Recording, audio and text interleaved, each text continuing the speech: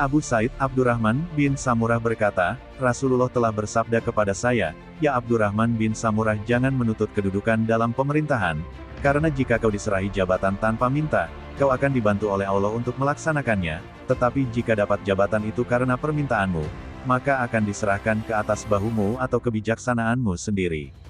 Dan apabila kau telah bersumpah untuk sesuatu kemudian ternyata jika kau lakukan lainnya akan lebih baik, maka tebuslah sumpah itu dan kerjakan apa yang lebih baik itu." Hadis riwayat Bukhari dan Muslim. Ibnu Umar berkata, saya telah mendengar Rasulullah bersabda, setiap orang adalah pemimpin dan akan diminta pertanggungjawaban atas kepemimpinannya. Seorang kepala negara akan diminta pertanggungjawaban perihal rakyat yang dipimpinnya. Seorang suami akan ditanya perihal keluarga yang dipimpinnya.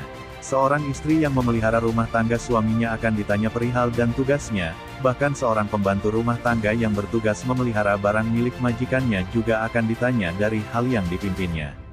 Dan kamu sekalian pemimpin dan akan ditanya, diminta pertanggungan jawab dari hal-hal yang dipimpinnya. Hadis riwayat Bukhari dan Muslim. Dari Abu Dzar berkata, saya berkata, "Wahai Rasulullah, tidakkah Anda menjadikanku sebagai pegawai pejabat?" Abu Dzar berkata, kemudian beliau menepuk bahuku dengan tangan beliau seraya bersabda, "Wahai Abu Dzar, kamu ini lemah untuk memegang jabatan, padahal jabatan merupakan amanah. Pada hari kiamat ia adalah kehinaan dan penyesalan, kecuali bagi siapa yang mengambilnya dengan hak dan melaksanakan tugas dengan benar." Abu Maryam al-Asdi berkata kepada Muawiyah, saya telah mendengar Rasulullah bersabda, siapa yang diserahi oleh Allah mengatur kepentingan kaum muslimin, yang kemudian ia sembunyi dari hajat kepentingan mereka, maka Allah akan menolak hajat kepentingan dan kebutuhannya pada hari kiamat.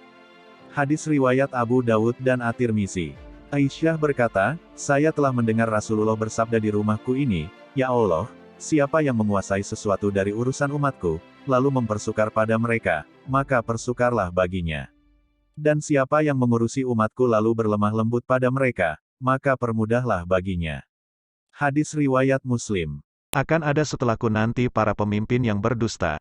Barang siapa masuk pada mereka lalu membenarkan menyetujui kebohongan mereka, mendukung kezaliman mereka, maka dia bukan dari golonganku dan aku bukan dari golongannya, dan dia tidak bisa mendatangi telagaku di hari kiamat. Dan barang siapa yang tidak masuk pada mereka penguasa dusta itu, dan tidak membenarkan kebohongan mereka, dan juga tidak mendukung kedaliman mereka, maka dia adalah bagian dari golonganku, dan aku dari golongannya, dan ia akan mendatangi telagaku di hari kiamat. Hadis riwayat Ahmad dan An-Nasai.